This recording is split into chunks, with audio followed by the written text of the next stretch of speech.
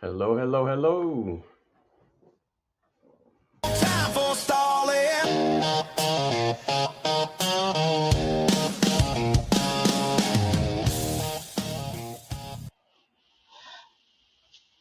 Good morning. Wow, I like that. Like your theme song? Well, I heard a couple of chords. I didn't hear the whole thing. You want to hear the whole thing? Yeah, I do. All right. Give me like the. Your time stalling.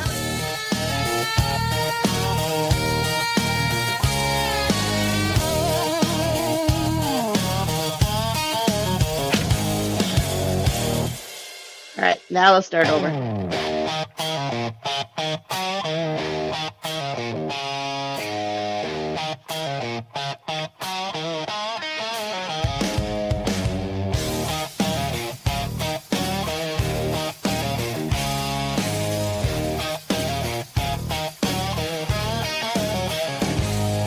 Wheels on the road keep spinning. Chasing the sun but never winning. Maps are useless, hearts are leading. Where the next, where's the feeling? Ron and Rick, they're taking flight. Travel Tuesday, feels so right. Pack your dreams, your passports calling. Adventures here, no time for stalling. No time for stalling.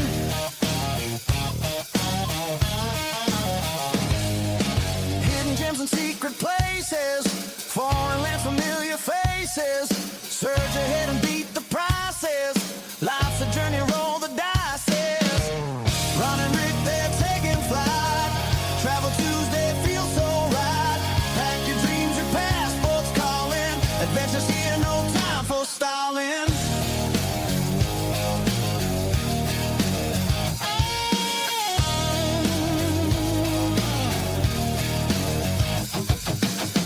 Be your agent, save your dime. Earn a life that's so sublime. Every Tuesday, cross that line. World is yours, it's travel time.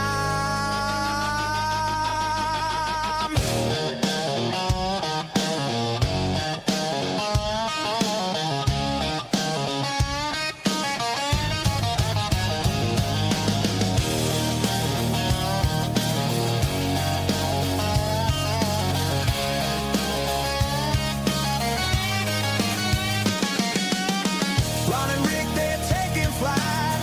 Travel Tuesday, feels so right. Pack your dreams, your passports calling. Adventures here, no time for stalling. I like it. Hey, that's a number one seller.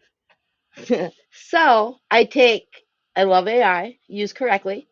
And what I do is I take the theme of what we talk about on the radio, the music style y'all like, and I take, different things and put it all together. I understand. I understand fully. So, is that a MP3? Yuppers. You should send it to me so I can advertise it, and I can send it out, post it on my Facebook, and just ask the question, how do you like our Travel Tuesday theme song? And then just put the date and time that we do our show, Mm-hmm. With the and link to the show. let people with the link to the show, and let people just check it out. Yeah. If you get Yeah, so when you get a chance, you can send that to me if you want, with the link to the show and with the link to the theme song, and I'll just copy it and paste it into a social media post and say, "What do you think about my theme song? You're welcome to the show." And we just, hey, you want to play it for Ron? Hey, Ron. Good afternoon. Hey, you're gonna like what Mary's put together. Hey, I think it's worth playing it for Ron, Mary. Alrighty. Excuse me. I was swallowing a protein drink and I got caught in my throat. Sorry. Good morning, afternoon, everybody. Mary has something you got to hear, Ron. The theme song. The theme song. Your time stalling.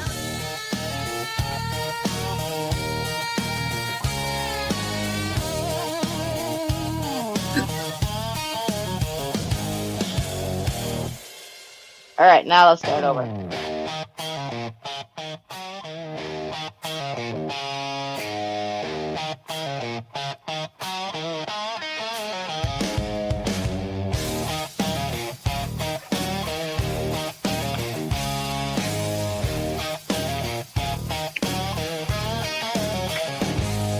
Wheels on the road keep spinning, chasing the sun but never winning.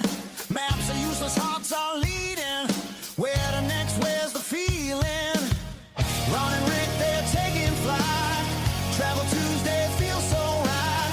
Pack your dreams, your passport's calling. Adventures here, no time for stalling. No time for stalling.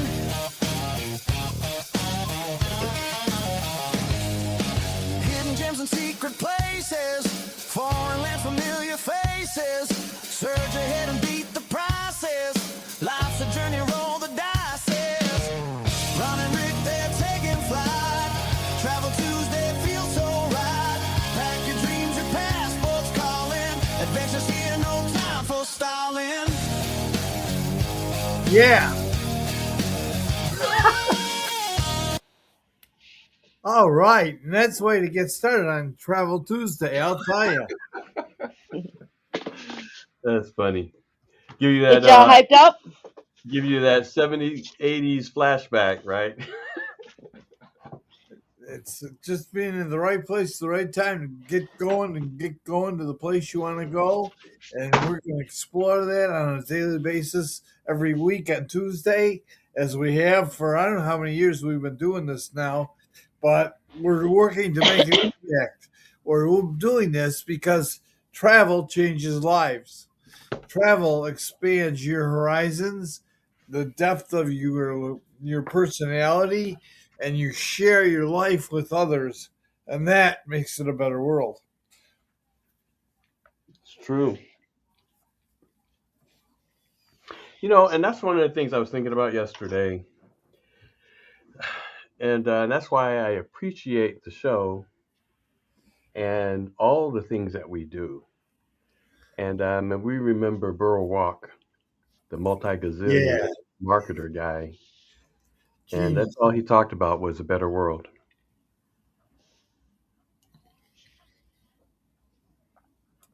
Well, he believed in making this better world because he recognized number one, there's a lot of out there that's not. And so his whole conviction, his whole example, his drive was always to be involved in doing and being a part of making it a better world through actions. Not thinking about it, not talking about it, actions. And so he was all about creating solutions that would allow people to expand on being able to travel or live better or how you can help somebody else do that. It's called being a servant leader. That's true. That's true. And I think that's what drew me to what he was doing and what Joel was doing. That they looked at solutions, but not only looking at solutions, but they were always doing something. They were always moving. They were always thinking, what else can I do? What else can I do? What else can I do? They were always on that leading edge of action, and I saw that, and that was one of the things that really drew me to them. And it's amazing because you don't know that there's people out there that have a story that validates your story and what you're doing. Many people work in a vacuum and they don't realize that they're on the right track because they're not connecting with like-minded people. Something happens when you connect with like-minded people that validates what you was thinking, what you was doing, that kind of gives it a synergistic effect that takes you all to the next level. And so when I met Joel Griffin, the founder of the Hope Collection, and thanks, Ron, for the work you're doing, as president today. But when I met Joel and he connected me to Burl, and Burl liked Brenda better than he's like, Rick, because I was speaking on his show and I was talking about travel. He's like, Rick, where's Brenda?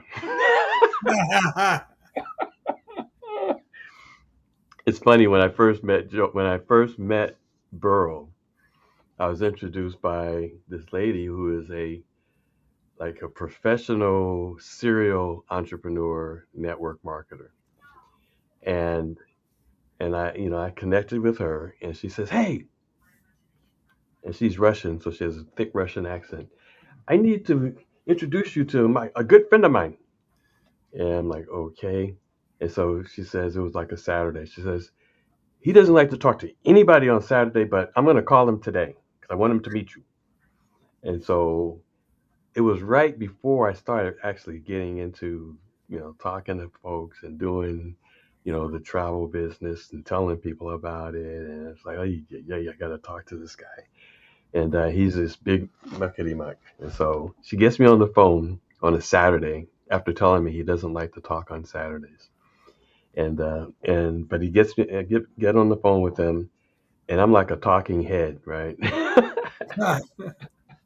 And I'm just talking, talking, talking, talking, talking, talking, talking, talking, talking, talking, talking, kind of a nervous talk, really. And I take a breath. And he says, "Hey, Rick, hold on." And he says, "I sure hope you can listen as well as you talk." And I said, "Yeah, I can." I hope you can listen as well as you talk. And I'm like, geez, who am I talking to? And then I began to listen, and he began to share all the things that he's doing and how he helps people and how he invests in people. And he started telling me about his radio show and the caliber of people that he has on the radio show. And I was in total awe. I was like, oh my gosh, wow. And I really didn't say another word until spoken to.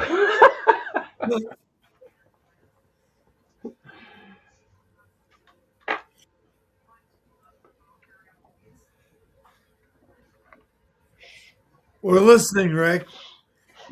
Well, that was it. That was Another it. thing about being around like-minded individuals or people a little bit deeper into what you do or other professionals, it gives you motivation. That's a good question. Things don't always go right in business. What are the things There are going to be times where you struggle and you question what you're doing. that it gives you being around And when like-minded you people? have them others like, I do it with you guys all the time So motivation is and one. What's another thing that it gives you bounce being around? ideas off of and, keep you going like, yeah, that's a great idea.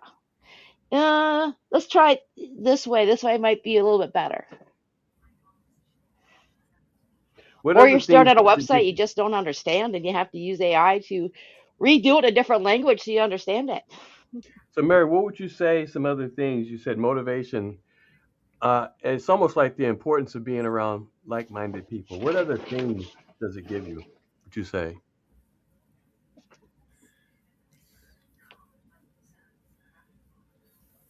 It gives me a peace of mind. It gives me kind of a peace of mind that I'm on a track or the right track. When I listen to you and Ron and other folks that are like-minded moving forward, it gives me a peace that there's something, to what I'm doing. That's almost like a validation. That's the word that came to mind, Rick.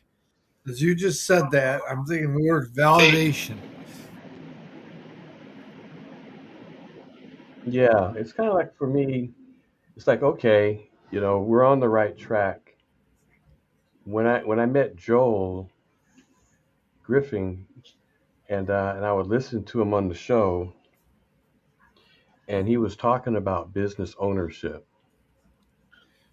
and he and Burl Walk, you know, was talking about 88% of the people wake up in the morning not wanting to go into work, hating their job, but they go anyway. But they're looking for something. When they started talking about network marketing as a business, not as a thing, that people are, that the corporations try to make us believe that it's a bad thing. But when they started talking about network marketing as something that is fair, that gives everybody a shot, that gives them an opportunity, to make something, to own something, to be something, like Coach would say, to be somebody, you know, um, it just resonated. It resonated with me that, okay, this is not bad. Because if you look around, at the corporate story, people hold in and don't want to talk about network marketing as, they think it's something bad, but it really isn't. So when I heard Joel and Burl going back and forth and just talking about it, I said, wow, they're talking about it so freely, not in the corner of the room, whispering, they're talking about it as a matter of fact. And I'm like, you know what? I enjoy being around them. And then Ron, and then the way you talk about stewardship and ownership and how the pilgrims came over not looking for a handout or a job or whatever, but they look to take as entrepreneurs, and of course they got a lot of help from the Native Americans, First Nation, but their attitude was an entrepreneurship attitude. And we need to get back to that. We need to get back to that. Well, Rick, I would say that what we are pioneers, forerunners of the pioneers, the real ones that came here, whether it was on the Mayflower or any other ships that came across the oceans. We're we're today's pioneers in this world we live in. It's true. So many people just become a part of carrying out the time. And life is so much more than just living in time. It's exploring, it's expanding, it's making an influence that will change lives and expand the impact. And, individually, we can't do it. It takes a team. And the beauty of what we have, Coach and the whole team at Service 365 has assembled a process with a deliberate plan that if you follow the plan, you succeed.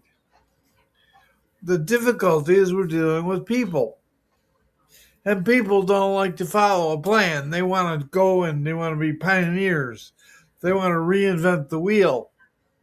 And when you do that, the only thing you do, you get a lot of experience, but you get a lot of pain. And you don't have success.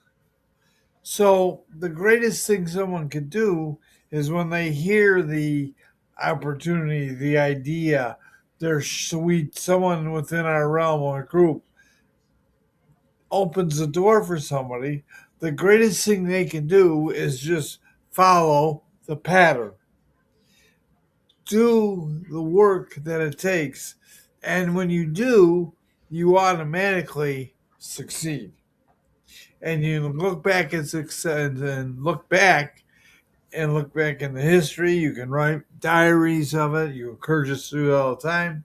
when you look back, you can see the high points. You can see where you were going across a river and there were rocks to step on to go to the next, to get closer to the other side. And you know what? These rocks and the help to get to the other side still in place. Oh, there's nuances and things that happen. There are things that happen in the world that can change. You know, many years ago, uh, the idea was you could just walk up to anybody anywhere and say, "Are you making all the money you want?" Well, it was stupid then. It's stupid now. No one can answer that question right, and it's not a right and wrong answer. The real question is are you accomplishing everything you want to accomplish? Is what you're doing getting you to where you want to go? And if the person can answer that question honestly and with an open heart and an open mind, they can say no, but I want to. Now, the minute that occurs, you can help them lead them. You can walk with them hand in hand across the lake, across the river, across the stone to get closer to where they want to be. That's awesome. If you were born in another period, would you be a pioneer? Would you go west, young man, young lady?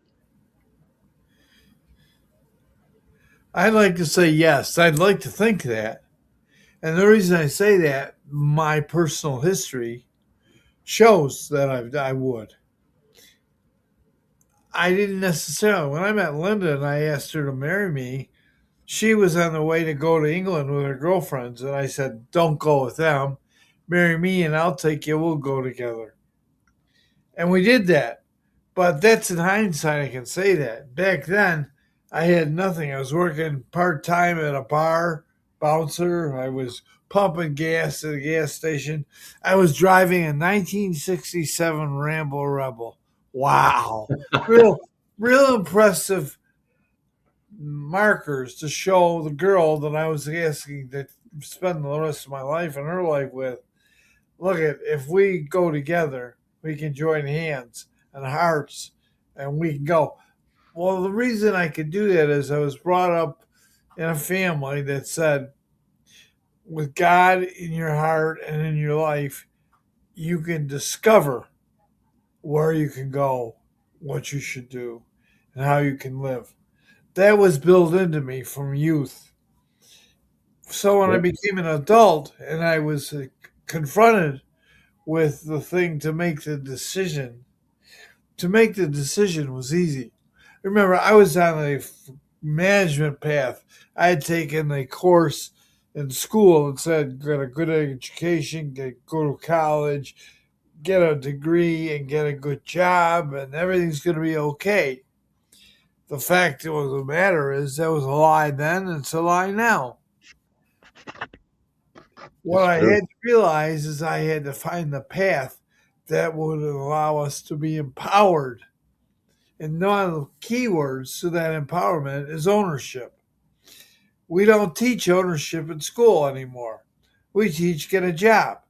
That's why we got 90% of the people that think the country's not doing great because they don't understand. They don't have a hook. They don't have an investment. They don't have a opportunity of return to grow. They can get a weekly paycheck. They can get a medical plan. They can get a paid time off once a year. Well, that's not life. That's existence. And Corporations so have done a great job of convincing people of that. Hey, Mary, would you go west or would you stay east?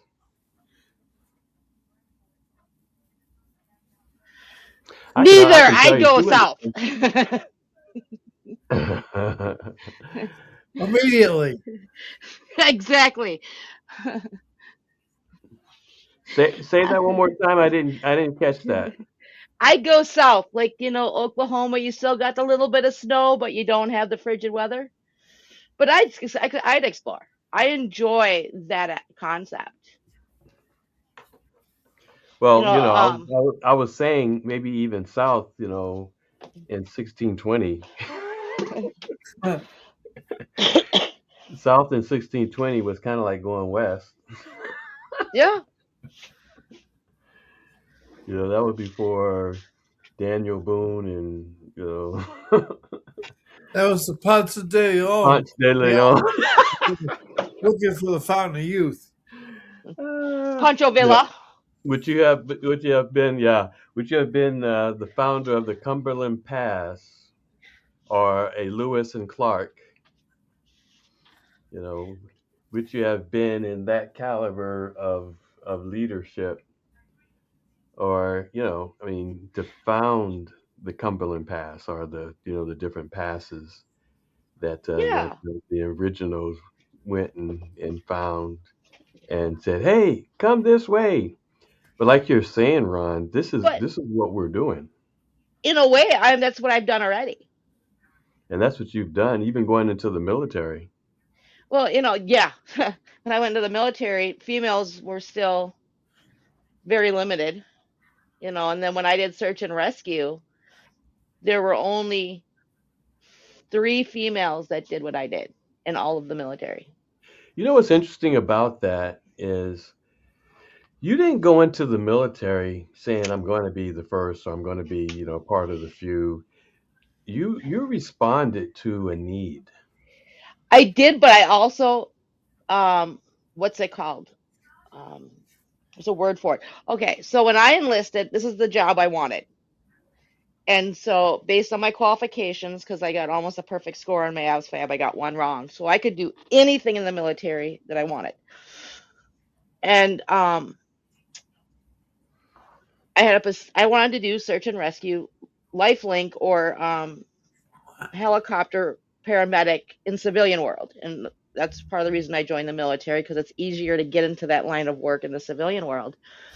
And 5 minutes before we looked up my jobs that were available, because when you join the military, people don't understand is that you don't just get a job. It's based on availability. There's only a limited amount of jobs per profession, per area, per if you're a female or male. A man retired and signed his paperwork and got into the system 5 minutes before I signed my paperwork. And they're like, this job's available, but you have to leave this time. You have to do it now. Otherwise, you can't do it. It was literally just pure luck, in a sense. God was leading you then. Yeah. That's amazing, because God he's always he's up to something. He's always up to something. And we don't even know that we're part of that. I believe that greater plan that we think we're stumbling into, but those doors are being opened as we come to the Y in the road, and we get like a come this way, and then you take that path. You don't see that path prior to. It's No. when you take the first step, then you see a little clearer to take the next step.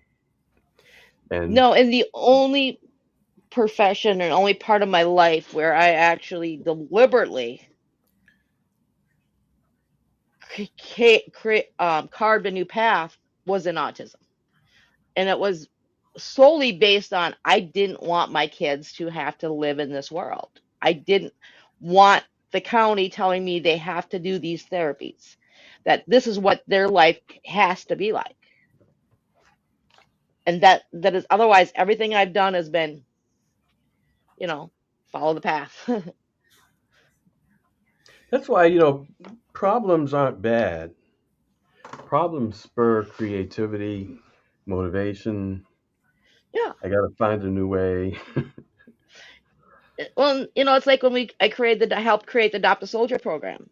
We started in San Antonio, Texas, and it was literally to fill a need. And it was when the military first started the idea of trying to solve the suicide rates in boot camp.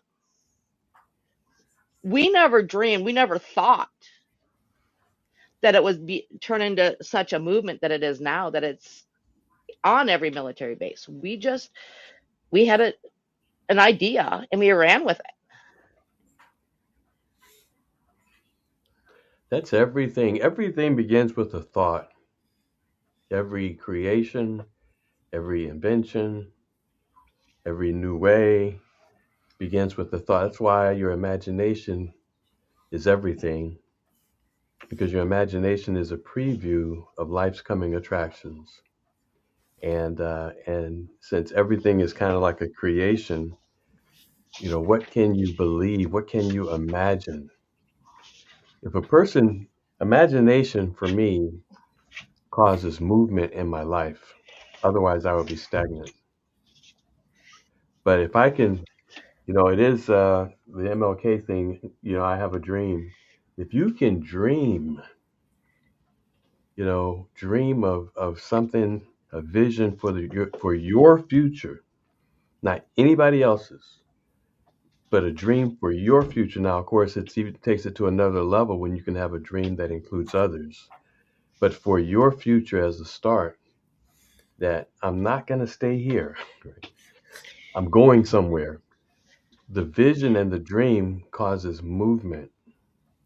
I was reading something the other day, and it was just saying how when you learn how to succeed and to be successful, the law of attraction is that others will come to help you, to be successful and learn how to succeed. Help you learn even more so how to succeed.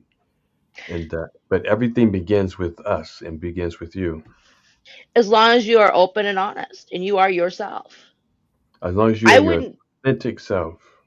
I wouldn't be where I am today. When I started doing what I do, hell, I met you guys, 5 years ago, and I sucked at talking. How I did we sucked meet? at. How did you meet Um, Ron? so I ended up meeting Ron through Kurt.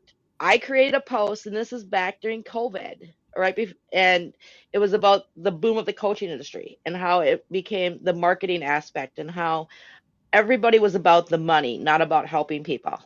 And I had no connection. Nobody I knew had connections to Kurt. I just started, building the business. I started, doing everything I'm doing now. And my post appeared on Kurt's Facebook page. And Kurt asked me to guest on the show on when he was doing the Monday religious show. Or no, he was doing some show on Mondays. And so I came on and he had me come on again on a different show. And then he called Ron, I guess, and introduced me to Ron. And then Ron asked me to jump on a couple other shows, and that spiraled from there. And But then Ron literally by a random Facebook post. and then Ron said, "Hey, you want to talk to Rick?" And I remember Hmm. when you called me, and that's why I have your name even today in my phone thing as Mary Coach in parentheses. And that's what I was when I first started out. And I said, "Oh, Mary Coach," and we had a really great conversation. And I was like, "Oh, wow!" And you said, "Yeah, you're my Jiminy Cricket." Yeah. Oh boy. A couple of Yeah. years later, and then it spiraled from there. But literally, it was a random. I mean, to this day, there is no rhyme or reason why the algorithm of my post should have popped up on Kurt's Facebook page. Kurt listed himself. He took a course. Joel used to recommend everybody to get involved with a company that had a educational program called Life Coach, and you could train and go online, take webinars, and then you had to pass. There were tests, and then you could become a certified life Hmm. coach. Hmm. And he had done that, but he didn't have anything to apply it towards. And he was trying, when he reached what you shared about yourself and what you were doing, Mary, Kurt thought that he could connect what he knew and bring to help what you're doing. That was his drive to make sure that he was going to be able to extend to you that kind of expansion of what you're doing. And the sad part is Kurt was on the right path. The problem is that life took an unexpected turn for him, and everything had to get put on hold. Yeah. It's amazing how you got involved, though, and how a person gets involved based on choices you make to get involved and to be responsible. And the next thing you know, you're actually doing a show. Yeah. Well, Rick, Mary failed to follow that one great military rule. Duck. No, y'all step backwards. So, no, I went to the bathroom. That was the problem. Uh, Uh, well, yeah. Never volunteer. We learn in the military. Never volunteer. Never go to the bathroom. And but I got to tell you, and this is how God actually does me.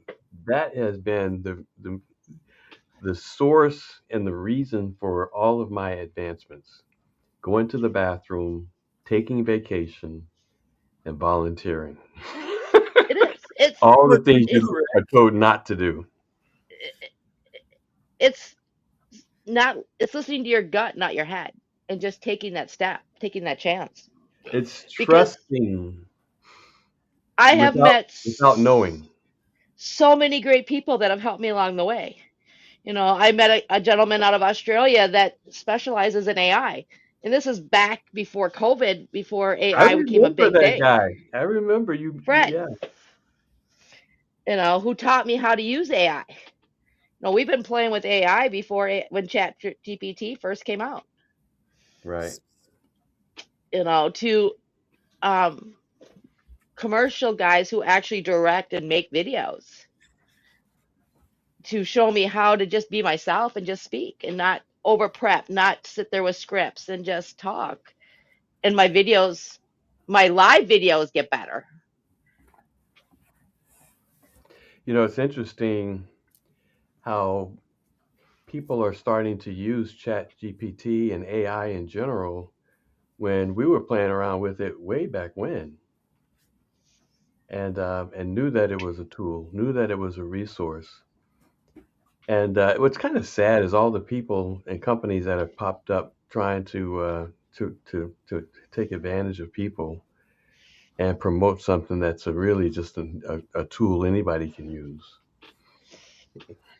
to make money. But you can't fault them, I guess. They're entrepreneurs. My But problem is people who teach you how to create books, how to use AI to create everything instead of using your own original ideas. Now you well, can, that's a shift though in technology because that's almost akin to when we opened up the travel business to regular people back in 2001, and Expedia was just founded, and the travel industry was saying no, you can't go online and book travel. We can't give this to people, but you can't get in the way of shifts of technology. AI right now is a shift in technology where the paradigms of the past are totally gone, where people can do things. And, that's why different career fields are losing their jobs because they're obsolete. You put in, even like the song that you just created, that's like it gave me a really good feeling of being in college back in the 80s. that was kind of the point. And so it gave me a flashback. I won't tell you what I used to do back then, but it gave me one of those flashbacks of being in the dorm and just sitting around with some Okay, beers. Stoner, it's legal now. Hey, with some, well, not even stoner stuff, but beers and just sitting around and just kind of just having fun. But I But mean, isn't that the point of college? but yeah, it is. Well, let's see. What is the point of college? I don't know. What is See, the point of college? I'm still trying to one figure to it out. learn, but two, it's just to learn. It's your stepping stone to adulthood. The point of college for me was to socialize. The point of college for me was to perfect my socialization skills, which is weird because I was an No, engineer. I've heard that before. Now, speaking as the only one here that has not gone to college, that actually my first job out of high school was at a college, working at a college. Um, I can see that, and some of the times that social is the people that you meet and the ideas that you're exposed to. Um, Depending on what your degree is, the college I worked at was for elementary school teachers. Oh Uh, wow. but you know, but I kind of come across it a little different in that I do not have a college degree. Um, so Does a I person need a do, college degree? but I don't use mine. I mean, honestly, mine's obsolete. It's a I got square one. filler. It so was Ron something went to to college. do in the middle of the desert during the wartime instead of just playing video games all the time. Because it was back when online schools first became a thing. Hmm. Like So I Phoenix got a business, University. Mhm. Intercontinental University, close. They didn't exist yet. But it was a degree in business management. But literally everything I learned then is now obsolete because there was no social media. There was no, the internet then was still just like a directory. The greatest learning I had from college as a plastics engineer, as an ROTC cadet, was socialization. Hmm. No, I definitely agree. That's why, um, they say, well, it depends. It's so important what school you get into. It depends on what type of connections you want to make later in life. you know, um, but at the same time, you could just avail yourself to different opportunities. You know, if you went to college and all you did was go to the library, go back to your dorm room and study, and then never join an organization, never, interact with anybody, you might as well have stayed home.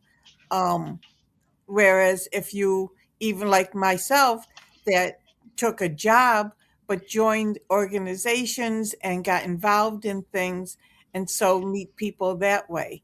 So it really, to me, we talk about the socialization aspect of it.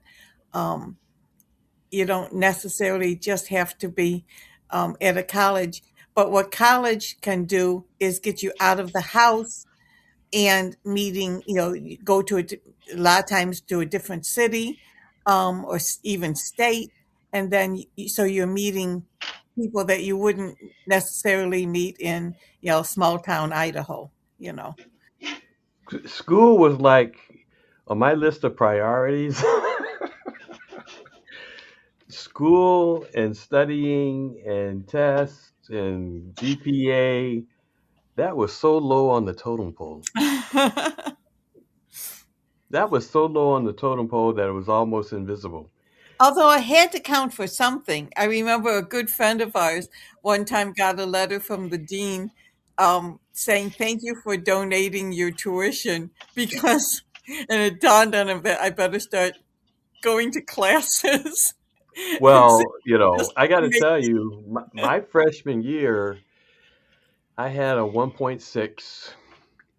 oh, My sophomore year, I did better. I had a 1.7. oh. And then, you know, they said, well, if you want to continue. And so what I did in response to that is I moved off campus with a bunch of stoners Oh dear. and party goers, and we rented this house. And so I'm the only engineer in this house of folks who really, political science majors and, really just kind of just not really trying to do anything, even though they said they were. And they'd wake up in the morning and say, I don't think I'm going to go to school today. And I'm waking up in the morning saying, "Oh my gosh, I got this engineering test." Yeah. Yeah. And so I would go in, and so junior year, I graduated 5 years of a 4-year program. I stayed an extra year. Junior year, I said, you know what? I am not going back home as a failure. I'm Mhm. leaving these guys and I'm moving back on campus when people Uh-huh. study because, you got your test time, exam time. And I moved back on campus and I start really just diving in again. And in that year, I got like a 2.7. And I had quit ROTC. They had a 4-year program for ROTC and a 2-year program. And the only difference was 2 extra weeks for the 2-year program, 6 week summer camp. For the 4-year ROTC program, a 4-week summer camp. So I quit saying, I'll come back and I'll just do 6 weeks summer camp. And so, but they let me back in. So when I moved back on campus, I joined ROTC again. And they let me back in, which is like Ah, a miracle. yeah. And to their 2-year program, 6 week summer camp. But I got serious junior year, and the rest is history from there. But we go down these paths, and thank God we survived. And so when I got back in as a plastics engineer, because I started off as an electrical engineer, not knowing anything about anything, and just knowing, hey, I want to do that. Mhm. and but when I say socialization skills, that's when I founded organizations. That's when I brought groups together to network. That's when we held chili dog days for fundraising on campus. All those things. That's when I worked with the student body. That's when I worked with the faculty, and that's when we held job fairs for the entire university. And we worked with corporations to bring corporations in, and they would pay us $50 a table to set up a table in the auditoriums. So we made a lot of money. Mhm. And that's when the corporations would send us around the United States to attend different conferences. We would dress up and have our little little briefcase with nothing in it, and go to these different conferences at the University of Pennsylvania, at Stanford University, and we're traveling. They're sending us around the United States as representatives to go and to speak, and that's what I learned. And school was like way far down on the totem pole Yeah. until I had to make a decision, and then once I made a decision, I said, okay, well, let me go ahead and do this. And 5 years later, graduated from a 4-year program, but 5 years later, but I still graduated. But it's amazing the life turns that you take, and what you think is really a risk, but something that you can do because it's inside of you. Like when Ron talks about the story he told you, Linda, about going to drop the folks and go to London with me. I got a Rambler. I'm working at my uncle's gas station, and I'm a bouncer at the bar. I fell for that line. And he's looking at the vision of his future, speaking today, versus looking at today and saying, "Woe is me." Now I say to her, let's get on a ship and go over to the other side of the world. Now he says, Cruise. let's go down to Cancun in March and dance in the moonlight. Yeah. Linda, you didn't fall for a line. You gave him credit for a unique pickup line. That's true. It worked. He skipped the book.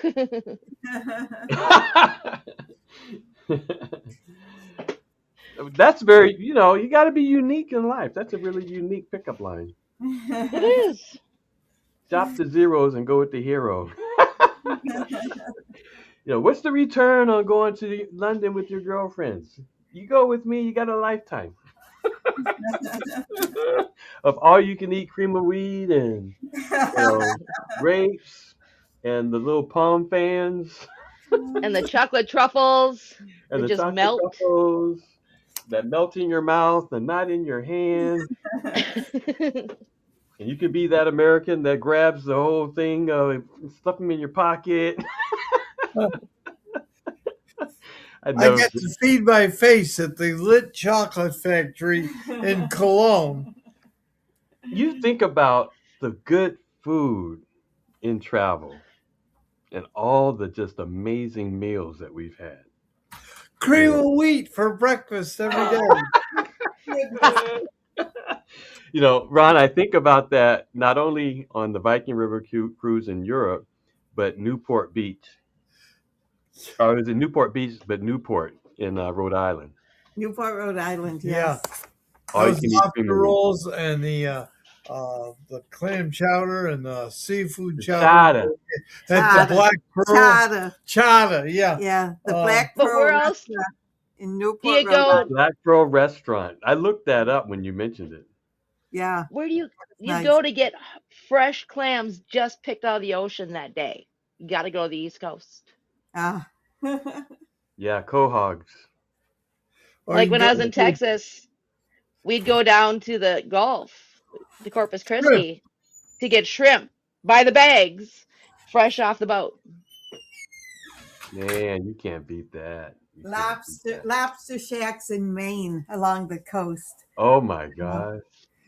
But I found out quickly because we would go to Maine like like 5 years in a row, my girlfriends and I, and I found out that lobster rolls are a lot easier to eat than a whole lobster.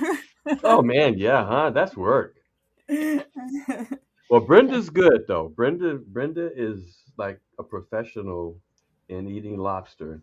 And when we were in college, we had this one restaurant that we went to called the Spear House.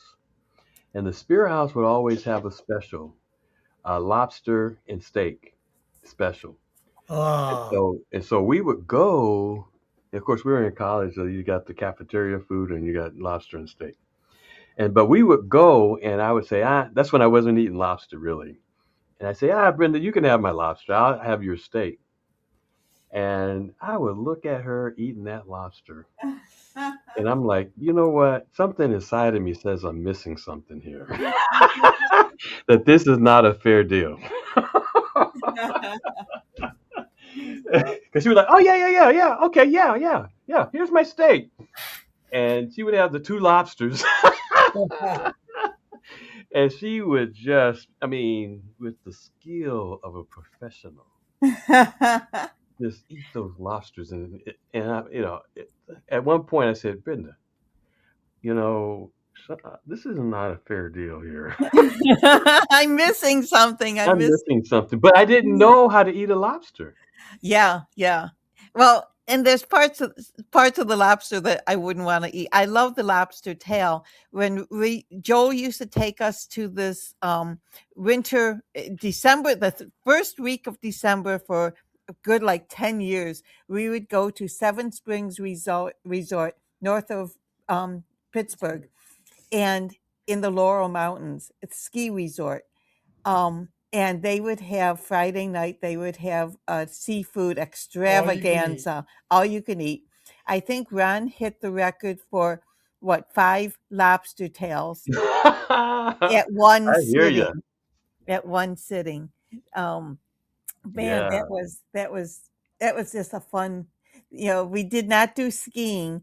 Our winter activity was being in the hot tub in a snowstorm. Oh man, that's awesome though. People That don't was fun. understand. Horse-drawn carriages, ski, horse-drawn Oh, sleigh rides oh, um, in the snow. Oh, it was a magical place.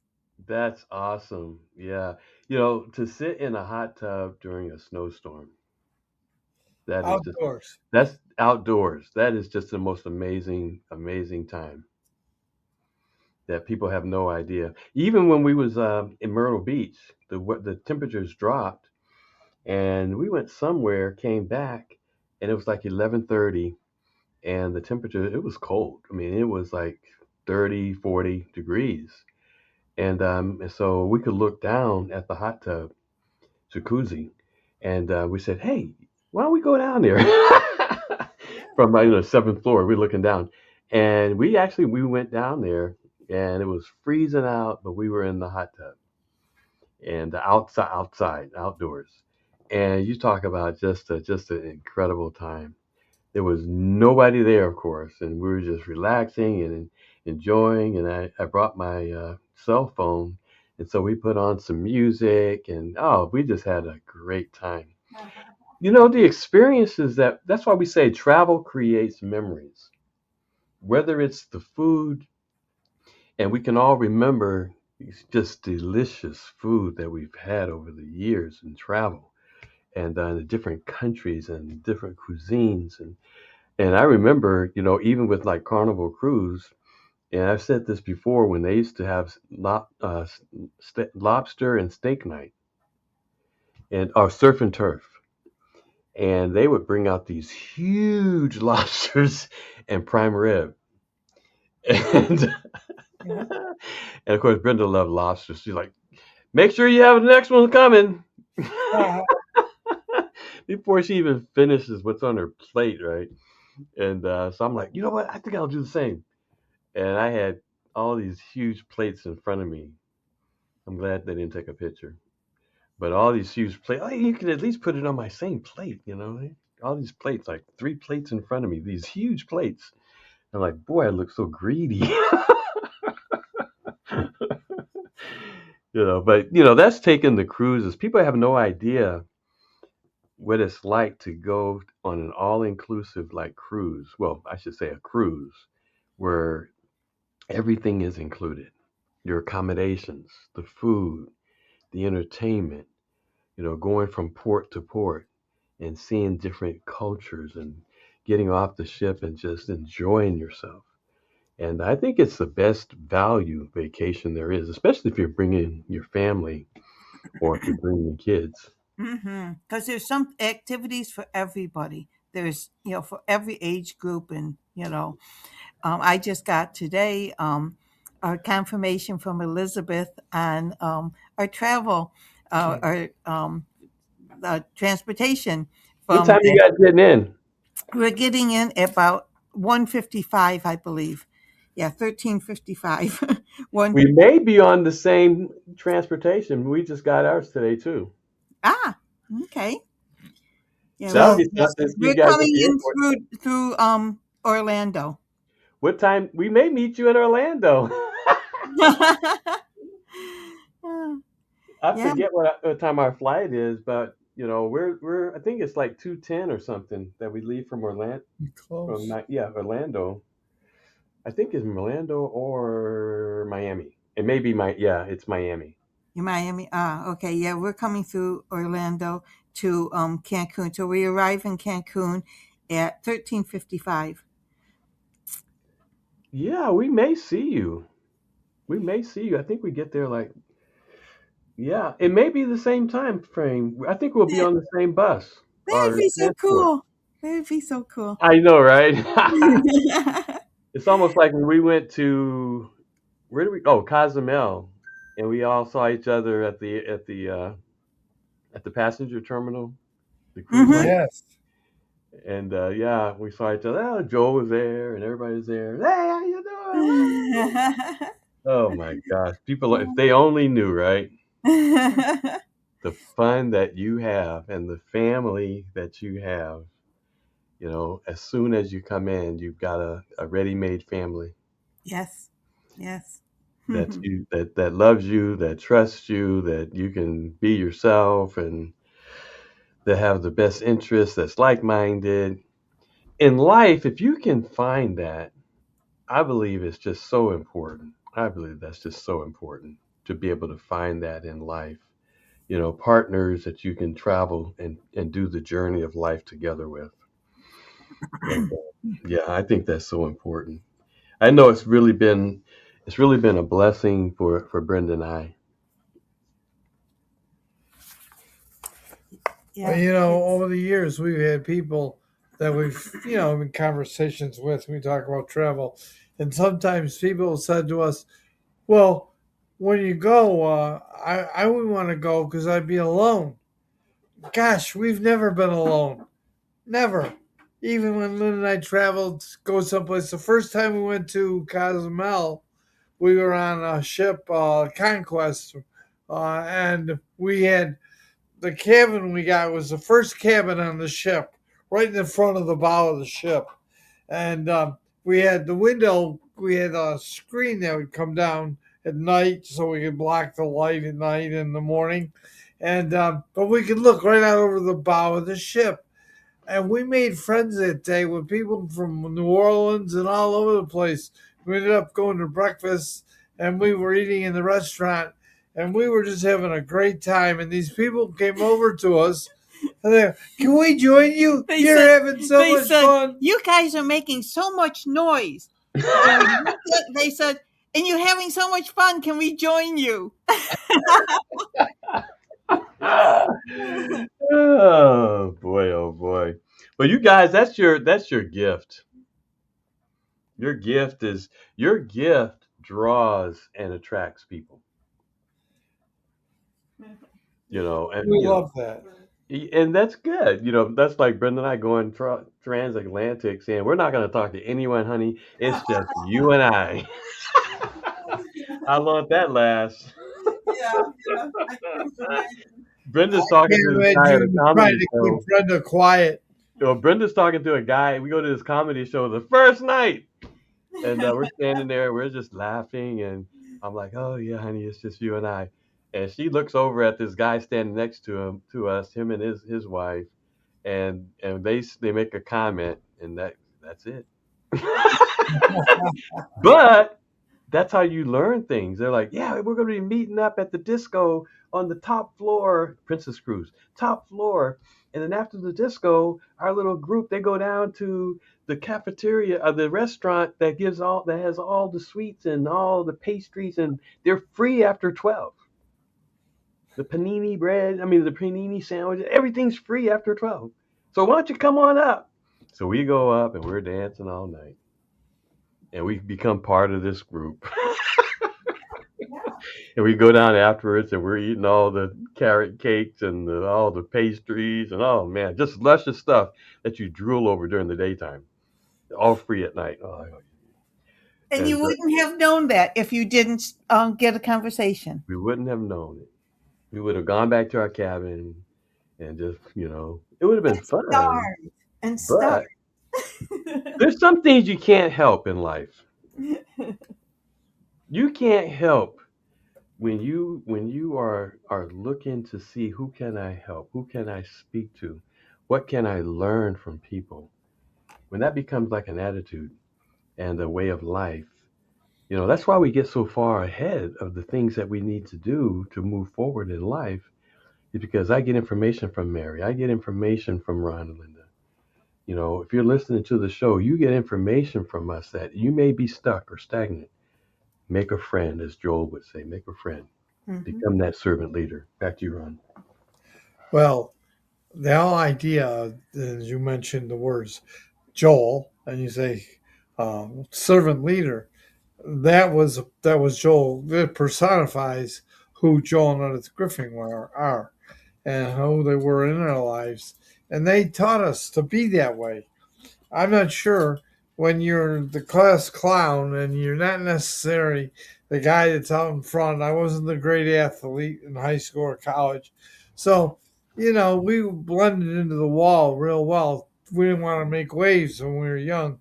Well, this gave us being involved with and learning, being in affiliation, the association with everybody, and you and Rick and Burl's World, Len Kane. It allowed us to expand and explore, and we learned a long time ago we're okay. We're really okay, and we can be fulfilled in living a great life, leading out for others, living for others, that we can make this a great life. As Coach says all the time, you are somebody.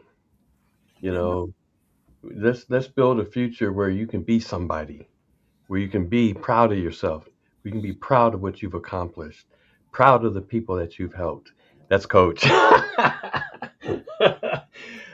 Hey, by the way, just as we close the show, we are we have been given a charge. Coach passed on, of course, last year, and we are holding his torch, bringing the spiritual component to Surge 365.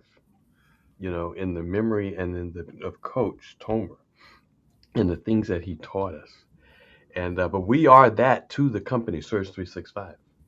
Well, that's why we have Res Life Travel and the program of being able to help churches and nonprofits to create a cash stream. We're using the tool of Surge to make that happen. And we've pioneered with your help and direction, Rick. We pioneered this process and we now have it in place. Wow. Awesome.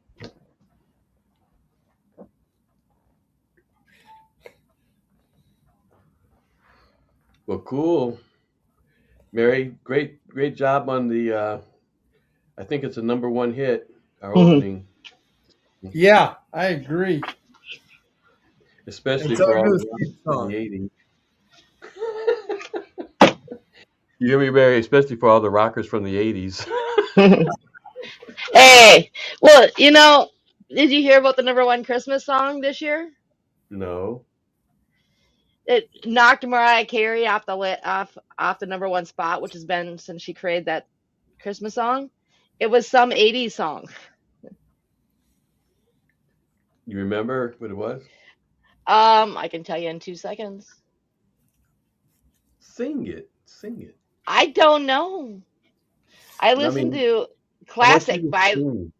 Huh? our Christmas music that plays in our house all Christmas season is either classical music that's Christmas, just music, or we listen to like the oldies, and I'm talking Bing Crosby, Yeah, things like that. I'm with you. I still can't get into modern day Christmas music. I'm 40s, 50s. I don't know. I just can't get into the modern day Christmas music. Of course, it depends on the song too.